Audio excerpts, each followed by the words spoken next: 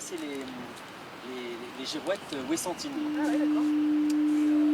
Donc en fait, ça existe depuis je sais pas quand. Et la plupart des maisons à Ouessant ont des pierres percées, vous verrez en vous baladant, pour mettre le mât à girouette. Donc elles n'ont plus toutes leur girouette, mais bon, on y travaille.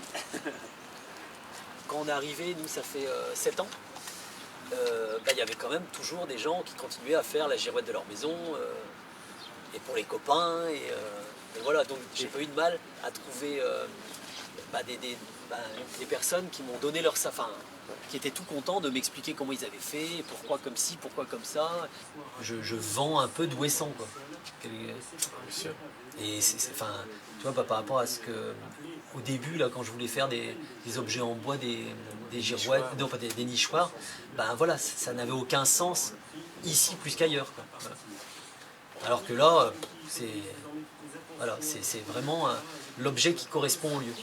Tu vois, j'ai des copains ouessantins qui me disent, mais quand même c'est frustrant parce que pourquoi c'est pas un ouessantin qui a eu cette idée-là?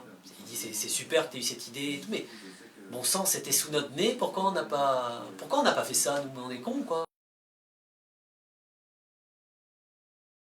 Le fait d'être à Ouessant, c'est vraiment une chance de folie, quoi. Parce que pour la communication, il y a des chaînes de télé qui viennent quand même super souvent à Ouessant. L'année dernière, on aurait pu faire Télé Ouessant, quoi. Je sais pas combien d'émissions il y a eu. Il y a eu même le Jour du Seigneur. Enfin, bon, quand même, le Jour du Seigneur, quoi. Il y a eu quoi? Il y a eu Littoral qui est passé 2 fois. Thalassa est passé il n'y a pas longtemps. TF1, ils font toujours un reportage ou deux sur Ouessant. Ouais. Oui, elle est super gentille.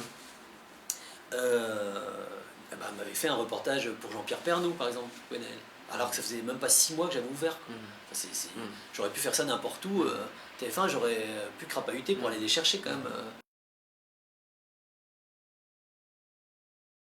Le chrysalide, le nom parle de lui-même, quoi. On teste un projet. Si ça marche pas, au moins on perd rien. On perd pas le statut de salarié, chose que si on se met en auto-entrepreneur, par exemple, on perd le statut de salarié. Et du coup on repart à zéro. On est patron, quoi.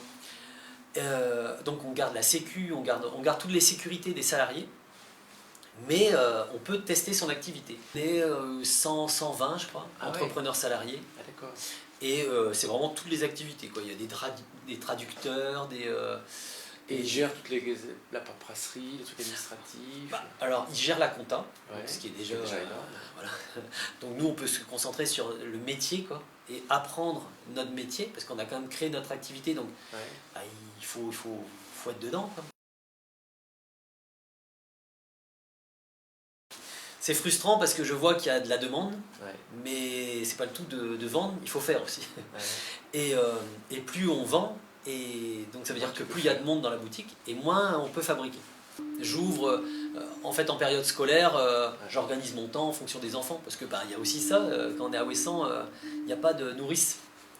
Et quand on a des tout petits, voilà, faut jongler, quoi. Donc avoir son activité, ça permet ça aussi. Donc faut savoir aussi, faut aussi se rappeler quel est l'objectif, quoi.